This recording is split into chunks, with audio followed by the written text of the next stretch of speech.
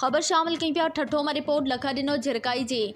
ठठे ज़िले में मर्फ़ मुलाज़िमन ऐं गरीब मरीज़न ते ज़ुल्म गुज़िरियल 8 महीननि खां मर्फ़ मुलाज़िमन जूं पगारूं बंद। बचा बुख ते ॿिए पासे करप्ट NGOs गरीब मरीज़न जे इलाज लाइ मिलंदड़ रक़म हड़प करे छॾी। ठठे ज़िले में मर्फ़ मुलाज़िमन 8 महीननि खां पगार खां महरूम। संदन बचा बुख ते तड़पी रहिया आहिनि।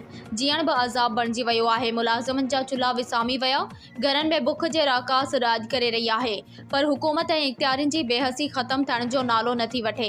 ॿी तरफ़ आदम मलक जहिड़ो वाॻू NGOs जे आड़ में गरीब मरीज़नि लाइ मिलंदड़ अरबे रुपयनि जा फंड गिड़काए वञे। दवाऊं, अस्पतालनि जा बजट, मरीज़नि लाइ ईंदड़ इमदाद सभु करप्शन जे वर चढ़ी वञनि। आदम मलक हिकु आदमखोर आहे। सवाल इहो आहे त हज़ारे गरीब मरीज़ इलाज खां महरूम थी विया आहिनि। मर्फ़ मुलाज़िम बुख ते तड़पनि पर आदम मलक जहिड़ो आदमखोर लखें करोड़े रुपया हज़म करे ऐश इशरत करे रहियो आहे।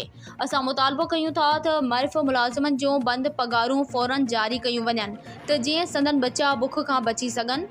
आदम मलक जहिड़ा करप्ट वाॻू जेके NGOs जी आड़ में ग़रीबनि जो हक़ फॿाए रहिया आहिनि, उन्हनि खे फ़ौरी गिरफ़्तार कयो वञे। NGOs में थींदड़ करप्शन जी आला सतह जांच कई वञे ऐं अवाम जी दौलत गिड़काईंदड़ हिन माफ़िया टोले खे इबरतनाक सज़ा ॾिनी वञे।